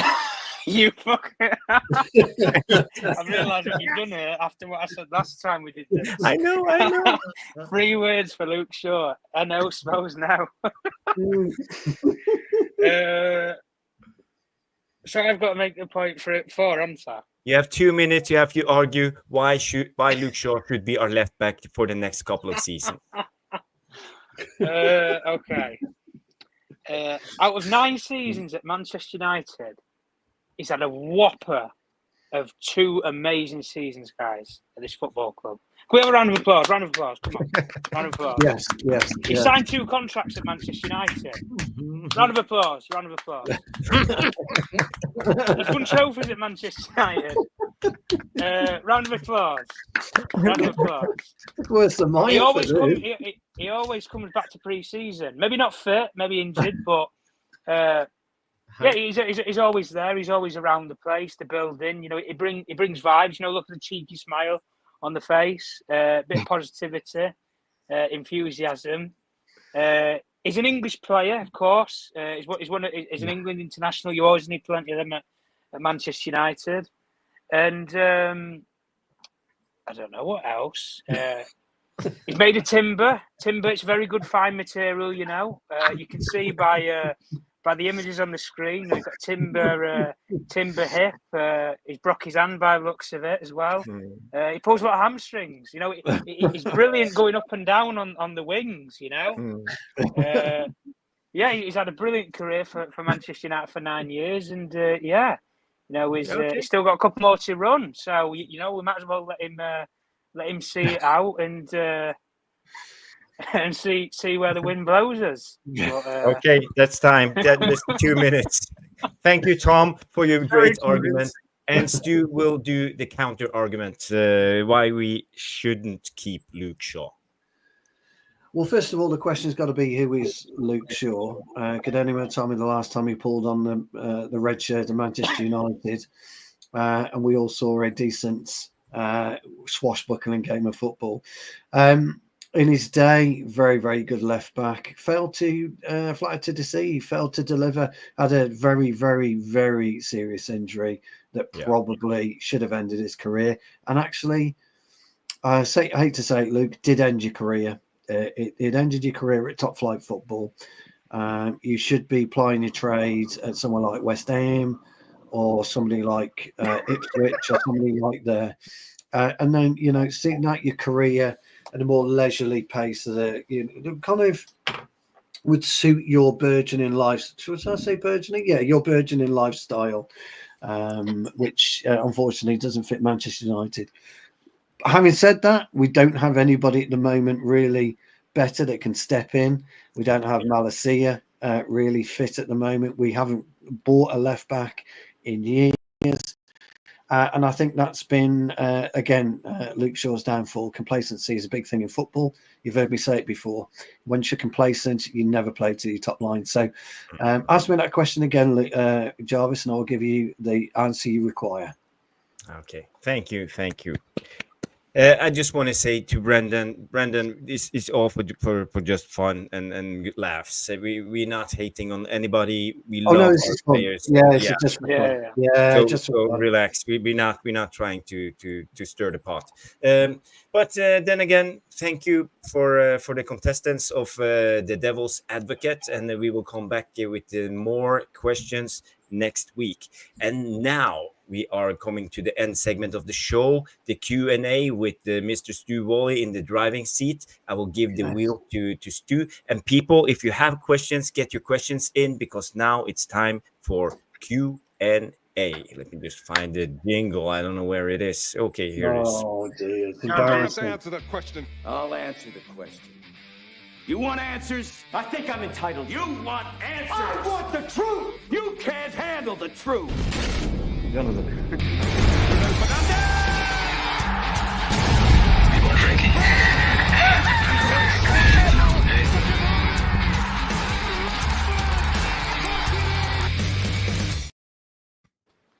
And welcome to the Q&A section of Jarvis's Corner. I hope you've all enjoyed the show tonight. I think it's been an absolute perler. One of my favourite shows us four have put on together. So it's a short Q&A today because unfortunately I'm the troublemaker who's got to disappear in about 10 minutes. But if there are more questions coming in, we would love more questions. And then Jarvis, Pappy and Tom, I'm sure, will carry on and answer them for you. First question is for Jarvis, the host, not with the most, because he delayed the Q&A segment. Unbelievable. I can't believe he got it wrong. Now Pappy is much more smoother on his show. When it comes in, you need to get your cues right, Jarvis. But so we'll let you off. Right. He hasn't done this in a while, so it's been 2 weeks, so I'm a little bit rusty. His first touch is off. We'll let you off. This one's from Jonathan Borg. Big up, Jonathan. Yes, Jarvis. Do you really think Wilcox tells Ten Hag, I love Ten Hag, nicely written there, to play transition football, win the ball high up the pitch? Bullshit. We can't even keep the ball. So what he's asking is, do you think that Wilcox is telling Ten Hag to play on the transition with the ball high when we can't win the ball? Well, I think it's a dig at Ten Hag's style of football, what we have seen so far, and Wilcox, he's a youth coach from the Manchester City setup and Southampton. He's not a manager. If he was that good, he would be a Premier League manager. So I don't think he tells Ten Hag what to do, but I think he helps Ten Hag in what to do, and I think they are more brains in the coaching staff, and everybody has a voice. But I know where you're getting at. The transition football, high up the pitch, the high press. Ten Hag has always said he wants to dominate the opposition. There's no secrets around what he wants to do. For me, it's very clear. He wants to dominate the opposition. He wants to commit people high up the pitch. He wants high pressure, and he wants people to run a lot and press a lot. Is it the way forward? Will we win at the end with Ten Hag? I don't know the answer, but for me, I think it's worth a try. But I think he needs the right players in hand to make it happen. I think he needs more backing. I think he needs more time. In a way, I see last season as a season that actually put us back because of all the injuries. So it's hard to work. He didn't play with a lot of these players last season. Luke Shaw, speaking of him, Martinez was injured almost all season. Casemiro was injured half of the season. Højlund injured every third game. So a lot of these players that we need to get into this system running, they are not even playing. And our new players hasn't even got a chance. We have seen the Ligt 2 times. We have seen Masraoui a couple of times. We haven't seen Ugarte yet. So for me, I'm open to give it more time. I will give it the rest of the season, and I will assess when we're done with season 3. Excellent answer, Jonathan. I hope that's delivered on your question. Well done, Jarvis. Brilliant answer. Pappy, got one for you here. Brendan, as always, comes up with some great questions. Brilliant in the comments, as all of you have been tonight, including Trev Wade, who's kind of laid off me a little bit tonight, which is good. Elite Baller has asked me a couple of questions, and someone's asked me, do I wear pink Speedos? All to be revealed. All to be revealed. If you anyway, Pappy, for you, if you do a job you're not prepped properly for, can it be expected that you excel? And should you be blamed if you fail? Great question, as always. I think you've kind of gone through this already, Pappy, but if you could kind of reiterate on what you were talking about, that'd be great. I'll guess Brendan is obviously talking about Erik ten Hag and feeling like he's not prepared himself or prepared by the board. That's the part that's a question mark for me. But I feel like you may be talking about the fact that, say, for example, Ugarte is a player we signed, but we signed him 3 games too late, you know, and it feels like there is a little bit of like, you know, he's been backed, but maybe he could have been backed better. I'm just sort of trying to break down your question, Brendan. So feel free to let me know if I've misinterpreted it. But the second part of the question is can it be expected that you excel? I think absolutely. This is not we're Manchester United. We have standards at Man United. We have players that have been for them to wear a red shirt, they have to have excelled at something. So they have to have some attributes. So it's your job as a manager to analyze in detail, not just on surface level analysis, detailed analysis of what your player attributes are. And it's your job as a manager to organize your team in a way that you are highlighting their strengths and minimizing their weaknesses. And that has to marry your philosophy, your coaching style and coaching philosophy, because you can have an idea of like, oh, there's this new formation I want to try now build up. It's a 2-1-7, 2 center backs, one defensive midfield, and everybody up there. What? You have to adjust that. If you don't have the Harry Potter players who can get the ball to the 7 players up the field, you need to adjust and say, oh, what if you bring some players back? What if you change? Also, like being a manager requires tactical imagination, tactical flexibility, in-game management, an in-game plan that obviously like you tweak based on the opponents that you're playing. So you have to be able to show that you're good at some of those things, actually all of those things at Manchester United. And the last part of your question is, and should you be blamed if you fail? Yes, even if it's not all the blame, you still have to assume some of the blame, because at the end of the day, you're getting paid the big bucks. You're getting paid over 20 million per year to make those decisions and to organize like all the things that a coach has to do, a head coach has to do. They fall to you. You're the one in charge of the ship. So if the ship sinks, we have to blame somebody. Somebody has to be on the chopping board, and that's my answer to that. So I really wish that Ten Hag had been given a lot of the tools in a little bit sooner, and especially the players like, say, for example, like the Xerxes. I guess he had the Euros, so really he had to take his break. But like Ugarte, there was no reason why Ugarte was in this period of limbo for so long, because we should have had Ugarte during the Liverpool game. Even if we lost, it would have been an important lesson for Ugarte and the players in that midfield to learn that, because you learn a lot from your losses more than your wins as a team. Great answer, as always, Brendan. I hope that's answered your question. Got a belter for Tom. Scotty's at the wheel says, if Jose takes Casemiro and Anthony, do you think along the season we would miss the depth in our squad? Oh, it's a really good question. Interesting question. Yeah. Tom, what do you think? I don't personally think that we would, to be honest with you, because there's having squad depth, but there's having the quality in squad depth. And I don't look at our bench particularly and feel like if you brought Casemiro off the bench, apart from showing up again maybe with 20 minutes to go, because Ugarte is here now, and that's the player that everybody will want to start ahead of him. What is Casemiro really going to bring to your game? The same, I could make the point for Anthony of if you bring Anthony off the bench, we know what we're getting, a one-dimensional player. He can only go left. He doesn't have a right foot. He can't put balls in the box. He doesn't take the ball to the byline. You know what you're getting is a one-trick pony, and he's not very good at that.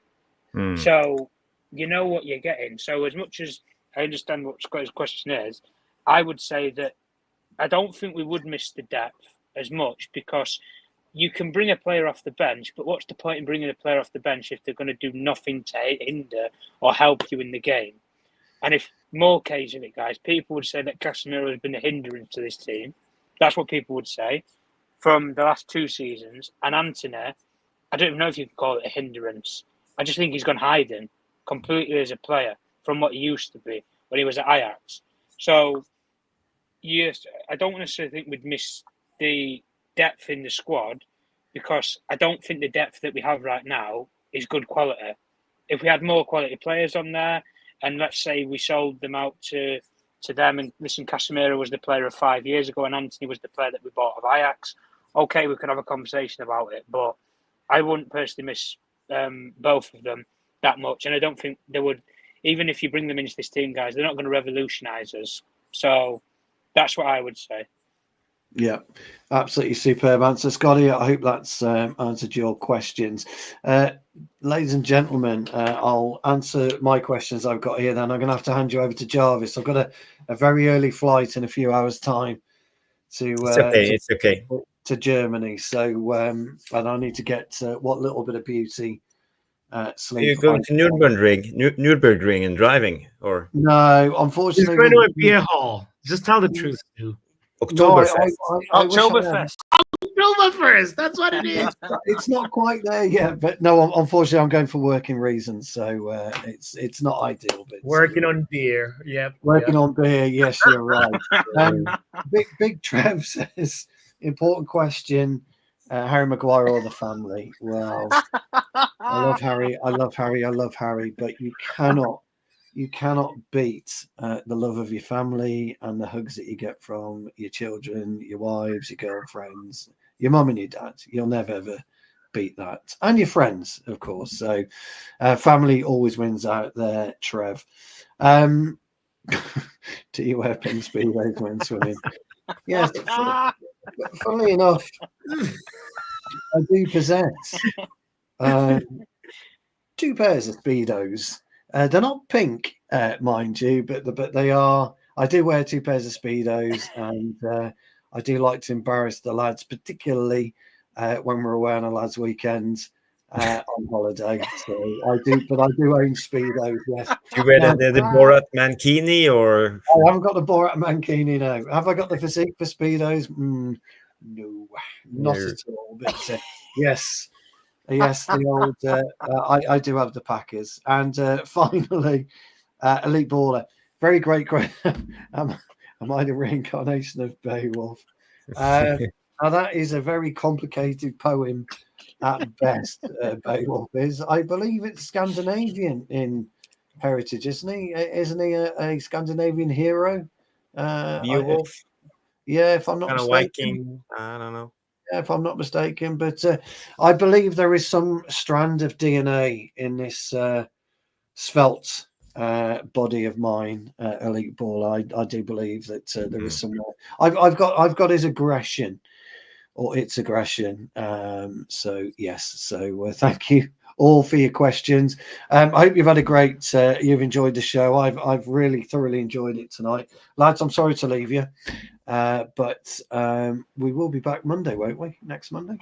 We will. Yeah, we will. As always, 9 p.m. on Jarvis's Corner. But we're not done yet, even though Stu is leaving. No, they're not done. So thank you, Stu, for being here. It's been a great show, and we will see you next Monday.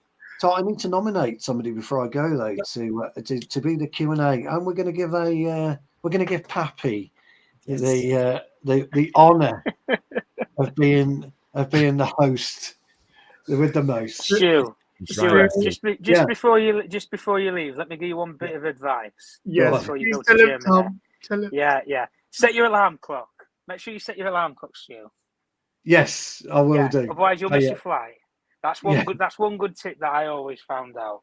Funny story of it a couple of years ago. I've told Jarvis the story before. You know, wait, Tommy, there. Tom? Is it So gone? yeah, that's pretty much the story. Sorry. Yeah. I've got the alarm clock set. I've got to be up at 2:30. So that's UK time. So I'm going to go and get some I sleep. think I cut out anyway. Safe travels. you Safe shut up. travels, my friend. I don't think you heard what I said now. It doesn't matter anyway. Go ahead. No worries. Hey, See you look, later, Stuart. Safe enjoy, flight. lads. I'll see you next Monday. Take care, boys. Yeah, See you guys. safe All the flight. best. Okay, bye See you bye. later. Stu, you might get a text that says "Stay in Germany" because I don't know if you guys heard his answer about like fam. He's like, nothing beats the love that you get from hugging your wife, your girlfriends. He reminded me of there's a South African player that was giving a post-match interview saying, "I want to thank my wife and my girlfriend," and then he caught himself as he said that. So let's hope Stu does not get in trouble. Oh gosh. Oh. Anyway. Where were we? I think the question we had just answered the question about if the next question is from Scotty at the wheel about if Jose takes, Scotty. We've done that one. Oh, we've I done answered that one. All right. The next question that will go straight to Jarvis is question: which manager after Eric Ten Hag and why do you want him? Oh, that's a good question. For me, I think it's about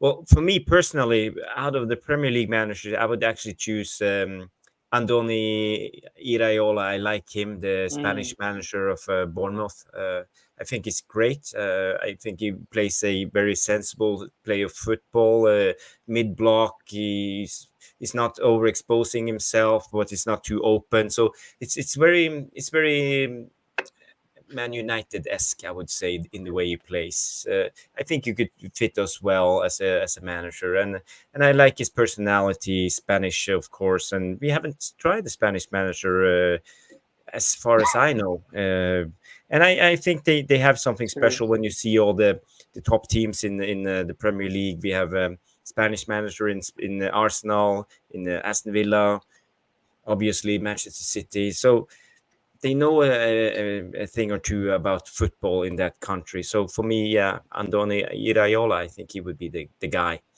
But who do I think the new setup will choose? I have a hunch for Zinedine Zidane. Ooh. Bonjour. Comment ça va? Ça va. He'll bring a different type of football for sure. Yeah. Very Papi, who would you pick? It's funny because I actually have shouted I want Zizou at Man United, but obviously the rumors that his wife does not like the weather and so forth, I don't know if those rumors are true, but yeah, I like that, football that's played on the ground. Well, pass, make space. I loved watching Zidane, the way he was playing using Isco. Isco had this role. Oh, that was just like such a, of course he had other really good players in the squad, like obviously Ronaldo's and so forth. But like there's just something about his tactical like detail that is so fascinating to me that I think the Man United players would need to really learn and educate themselves about football if they're coached by Zidane, So yeah. Anyway, what about you, Tom? Real quick, do you have a name? If I had to pull somebody maybe a bit left field, I've always liked Thomas Frank at Brentford. If I'm being honest with you, I like the style. He's a very astute manager. He's good with the media. He doesn't hype up as much around statistics or anything. It's just basic football. And that's what I want. I want somebody who's going to talk basic football. I want expansive tactics, which he provides. The same thing what we said before about, transitions, guys. I think Brentford are a brilliant transitional team with Mbeumo, Visser, But the difference is, if he comes to Manchester United, he's got players like Rashford, who I think is Mbuemo on steroids when he's on form. And if you can complement these players in a system that I think the way that Thomas Frank plays would suit a lot of our players right now, the likes of how Xerxes plays, I think he'd love a player like that. Rashford, I think, is his kind of player. Same thing, even in midfield with how Norgard plays. I think it's very similar to Ugarte, maybe without the ball distribution. Martinez, I think he'd like players like that, aggressive, hyperactive centre-backs. So I think there's a lot of players in this squad that would suit the way he wants to play, and especially even the fullbacks, how he uses Rico Henry, particularly at left-back. I can see similar attributes with what he could do with Mazraoui just on the opposite side if he wanted to use him.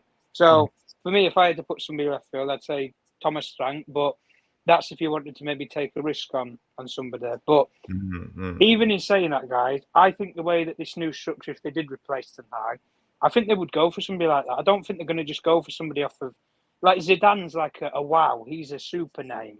He was a superstar player and he's done it as a manager. But I don't think they're going to go down that model. They've not done that with players, so I don't think they're going to do that with managers. I don't think it's going to be based upon what you've won. I think it's based upon how you are as a manager and as a coach, and if they believe in that you can maybe win something at their club, even if you haven't won something elsewhere. It's about what you bring to the table and the team. True. And you can have a lot of managers that can bring trophies, but if they don't bring a certain personality or a certain way that you want to play, you're not going to be very successful for long. And that's why we haven't had prolonged success with the managers that we have had. Yeah. Interesting. That's really left field. Thomas Frank, I thought maybe you were gonna say McKenna, but anyway, let's the next question by Randy. I will take it, and then we'll pass it. When will the civil war end? Manchester United supporters versus Man United fans on Erik ten Hag. Randy, our fan base is so fickle that 7 to 10 games on the trot, if we win them, almost everybody will be unified around Erik ten Hag. It's actually, even 10 games is a lot. If we really just go 7 games, just like winning convincingly, a lot of people there'll be less divisions, not entirely gone, but there will be a lot less divisions. And it's just what happens in a moment of crisis. And this is unfortunately where we are right now. Next question by Mark for you, Tom. When is the fan base going to have patience and stop acting like Football Manager and FC25 are reasonable sources for examples? When is the fan base going to have patience and stop acting like Football Manager and just video games are sources for how to play? Well, everybody wants instant success, but you can't have instant success and prolonged success. There's never been a manager I don't think that's gone straight into a football club and straight away has had it easy and everything's been perfect and they've won 5-6 trophies in a while. When Pep went to City, he had a boatload of cash guys. He could only get them top 4 in that first season. You can't, and Pep, we say he's the best manager in the world right now. Klopp, it took him 4 years, but he developed as a coach. And if you could argue, did Klopp really ever win anything by that Bundesliga title? He didn't really have much to his CV. So Liverpool took a risk on him there, and people could make an argument to say, well, was it a one-off season? Was it just that Bayern slipped the ball that season and Dortmund were just the next best team? That's what people would have said about Klopp. And they made him out to be a loser when he went to the finals with Liverpool in the Champions League a couple of times, Europa League final, FA Cup semi-finals, and people start thinking and he lost the final with Borussia Dortmund too, so he was a serial loser. Well. Yeah, he lost all the final. He was a butler.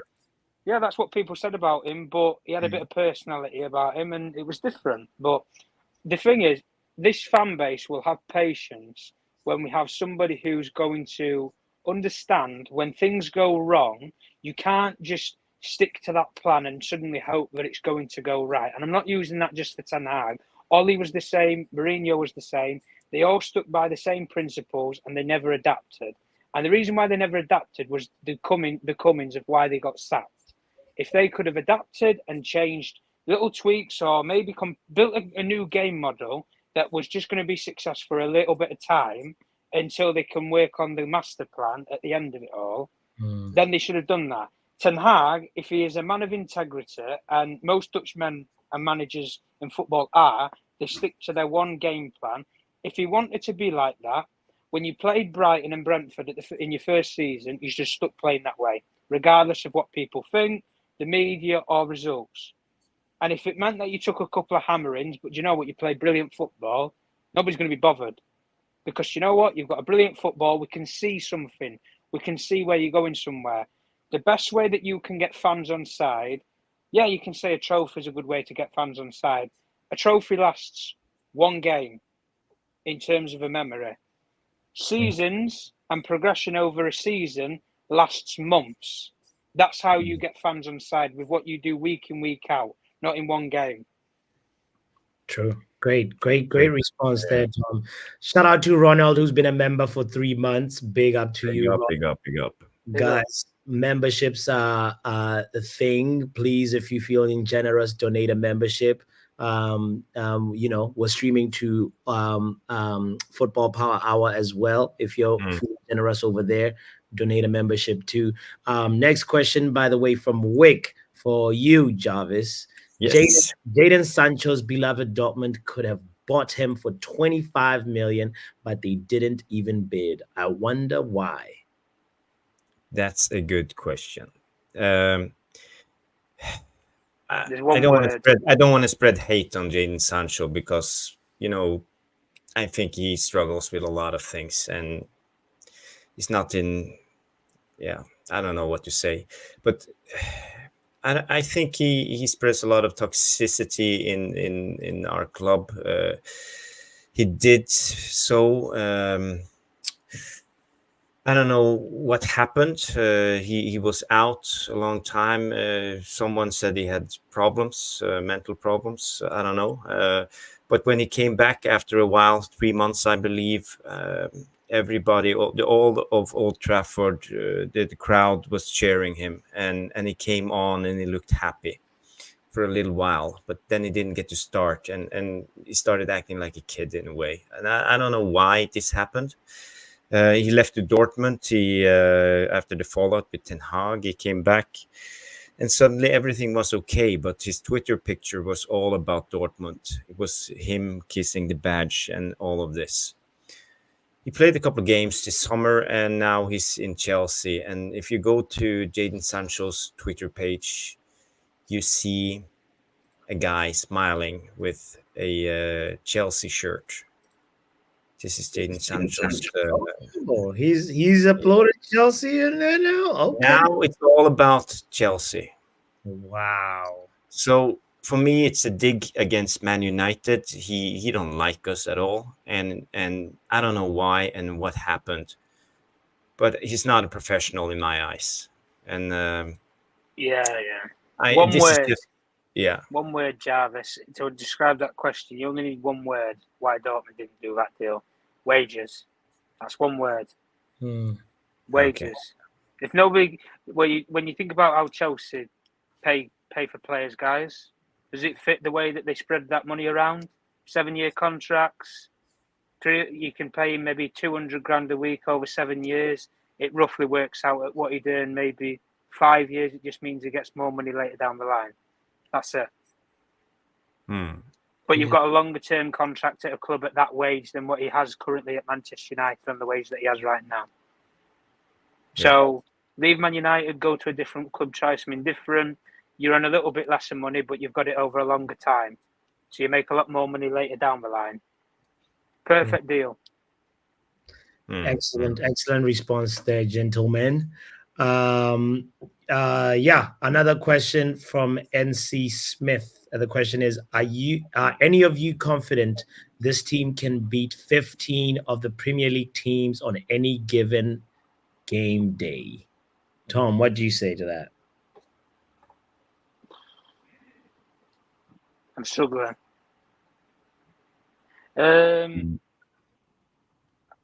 So if we're categorising it out, so if we're looking at it on paper, we should. Yes. But if we're looking at it on morale and the way that we play with that open hole in midfield, I would have to say no, because there's teams in this league who don't have superstar players, but they have a system and a style of play which they can adapt in-game, which means that they get a better result at the end of the game. And particularly with a lot of teams, when they play Manchester United, Man United have a brilliant first 30 minutes or first half, and then they come out in the second half and they're open. There's the wide spaces in midfield, and teams get at us. And that's because the manager's gone in at half-time, he's got the tactical screens up or the whiteboards, and he said, this is where you're going wrong, lads. You need to be here. The spaces are here, here, and here. You need to follow this player because he's in the wrong position by 5 yards. A tactical analyst who's sitting in the stands will look at the game from a wider view and a high view pitch and say, this is where you're going wrong. You need to move here, here, here. Spaces are in midfield. And suddenly, when you drag Casemiro out of position or you put him a bit higher up the field, there's a big hole behind him. No centre-back can fill into it because there's only two of them. Then there's spacing behind them, and suddenly you've got a pathway to goal. It's as simple as that. And Arne Slot described how Manchester United have played in 2 minutes. 2 minutes. But when you think of a lot of top managers right now, if you speak about any of them, Pep, Klopp, Zidane, even Zidane, like you guys were just discussing there, what you said about Isco, guys, we could talk about the way that he revolutionised that Madrid team. We'd be sitting here doing a monologue for about half an hour. With Ten Hag, it took 2 minutes, and that's disgraceful. I'm sorry, it is. Yeah, it's tough. It's tough because we should. But Tom, I'm sorry for interrupting you, Poppy, but do you think it's lost in translation? Do you think his English is too bad? Do you think he can't get this message through? Is that the reason why? Are you saying this off of the basis because he obviously has a footballing mind? Yeah. So I think do you think so, Tom? It's a language barrier, Tom. That's what Jarvis is asking. I don't understand. I don't believe how it can be a language barrier when he's got a coach that sits next to him who, arguably, you could say, speaks a lot more fluent English than him and Ruud van Nistelrooy. And supposedly he had Michel van der Gaag, who spoke multiple languages, which was 5, who was his assistant coach for 2 seasons. And he still can get a tune out of these players. So if he can't do it, and as we've seen in these training clips and videos, guys, Ten Hag is not a main coach. He doesn't do the drilling with these players in training sessions. From what I've seen, he stands next to Van Nistelrooy, he assesses where things are going wrong, and Rene Hack leads the training sessions. In Michel van der Gaag, when he was the assistant coach, Steve McLaren sat next to him in Ten Hag on the touchline, and it was Michel van der Gaag who ran the training sessions along with Eric Ramsey. When you can make an argument, when you see Chelsea's videos, Maresca fucks his assistants off. I'm the coach. I'm the boss. I tell you where you're going wrong. De Zerbi did the same thing at Brighton, guys. We've heard the stories before. Stops players if they're a yard out of line of where they should be. Beat, we're starting again. Transition back up, we program again. Arteta's the same. They're all wired the same. We do not have a manager who is... I don't want to describe him as he's not a leader, but I think Ten Hag assesses games with his eyes, then he actually looks at improving games with his communication. And I think he looks at that as probably a weakness, that he can't communicate what he wants properly, so he gets other people to do it for him. And I don't necessarily think that it's evolving with the players when they look at him and think, well, you're our manager, but we're being told instructions or we're being shown instructions, which is from your brain and from your ideas and mindset, but it's coming through somebody else. That's how I think the players are reacting to it. It's interesting you say that because, for me, I'm not gonna go to the level of like say what Mark is saying that like, oh, I know it's the players not getting it. What Ten Hag is saying is right, because it's really like speculation grounds that you're entering there. Like I feel like with Ten Hag sometimes you just never know exactly. Like say for example, why is Ugarte not ready? But then for Marcelo Bielsa, he can play 79 minutes. Like they say Ten Hag is a laptop coach, then maybe Marcelo Bielsa is using a better laptop than Ten Hag. Maybe Ten Hag is using a Toshiba, and Marcelo Bielsa is using a MacBook. Commodore 64. You know what I mean? Like, how honestly, that thing baffles me. Like, why didn't we even see him just for like 20 minutes? You know? Anyway, let's not dwell too much on that. Let's keep it going. Tom disappeared. So Tom disappeared. Tom disappeared at the right time, because the next question is for you, Jarvis. How long do you spend practicing your serious face for streams? What are you talking about? My serious forget about it. Forget about it. I don't have a serious face, I'm not. But I try to pay attention. I really try to pay attention. So your your resting face is serious by default. That's what it is. Mm-hmm. It's the restoration. Right. Thank you, Poppy. Thank you. All right. Question from Stephanie that I'll take, I guess. Question: we criticize media for mischief making. Do United? Okay, we criticize the media for mischief making. Do you not YouTube channels, United fan channels over analyze and overhype our club? I think we do over analyze. We do, especially when there's deep down the rabbit hole. We are like taking it in everything. Of course, and that is also a consequence of not having a lot of games to play right now. So we're like we've dissected that Liverpool game to bits, and I don't know if it's really healthy or not. But in terms of overhyping, I think that's part of fandom. You have to also believe in your own hype. You have to just believe in your team, believe in your club, right? And that is part and parcel of it. Anyway, another question that I will take from Machikish says, can we ask Boss why his walls are orange? That's a good question. I've been thinking that myself. Why is your walls orange? Well, orange is a bright color. I like to walk in a room and have like a uplifting sort of like, that's sort of just like my default energy that I like to have. And obviously if it sometimes comes from like making sure that different rooms in this house have different colors, and most of the colors are all uplifting colors, and that's what it is. If it was just dark, I don't know if I'd be. Are you supporting the orange man? No, don't answer. Don't answer. I'm just kidding you. Just kidding. Don't make me send you in your own corner. This is your show. All right. Question for you. From Stephanie. What's your golf handicap now, buddy? Oh, thank you, Stephanie, for thinking of my golf. I actually did one round of golf today with my son Philip. He was just going around the pitch and picking up golf balls because they're all over the place. And I walked around, and I think now it's about 33, I would say. So it's getting better and better. Nice. Yeah. Oh, I gotta go to the golf range before it gets cold over here. Anyway.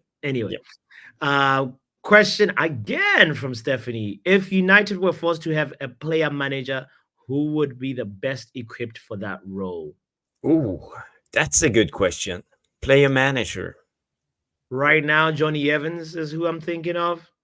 But if we're thinking about any player that we had, I really wanted Ander Herrera to be a manager. Ander Herrera, like if you've heard him talk, in a post-match interview, you can just tell this boy, like his tactical nuance that he has, But from the current players at Man United, I'll go Johnny Evans. What about you, Jarvis? Well, who is the most football intelligent player in our squad?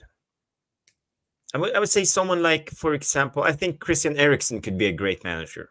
I think he has tactical knowledge. Do we have the personality? I don't know, but I think he has something with him. I think he understands the game at a deep level, and I think you need that to be a manager. It's not all about being like the captain or the leader or the guy who shouts the most. It's about understanding the game for me to be a good manager. So maybe Christian Eriksen. Interesting. Yeah. I never thought like his personality. Like, anyway, I don't want to dwell. Yeah.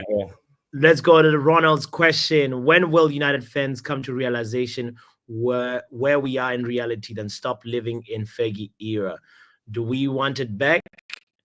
Yes, but are people ever going to have patience to have it back with any manager?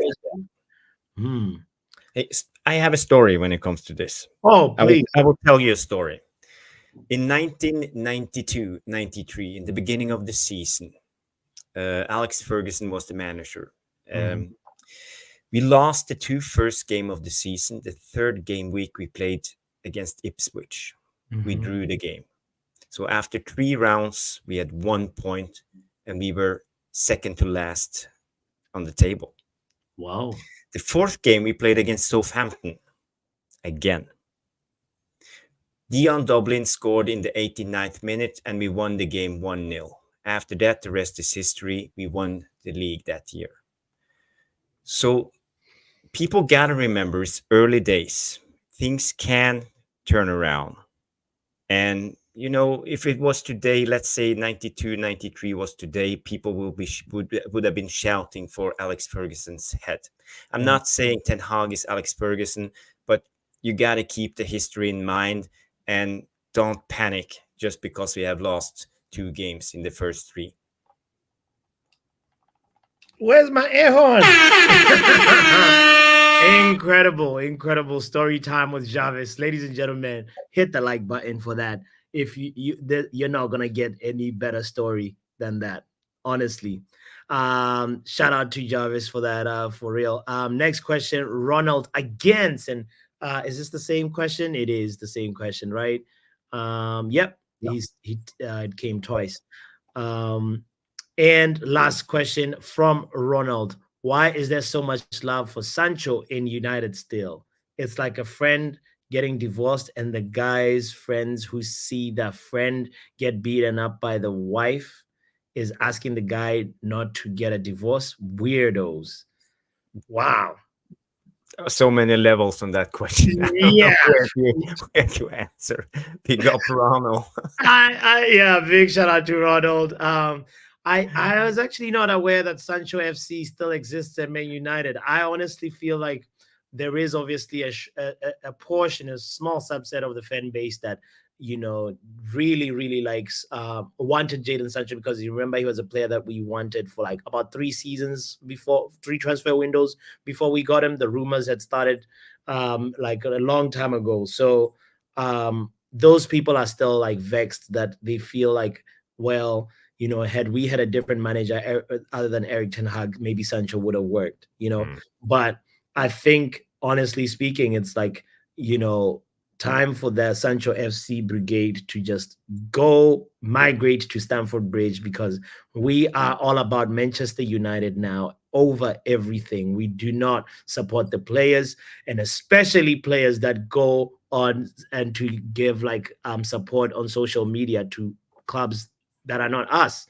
He definitely did not have enough mental strength to succeed at Man United, and he just kissed a Dortmund badge in our faces. So honestly speaking, no love for Sancho. Just good riddance, and good riddance to Sancho FC. Bye.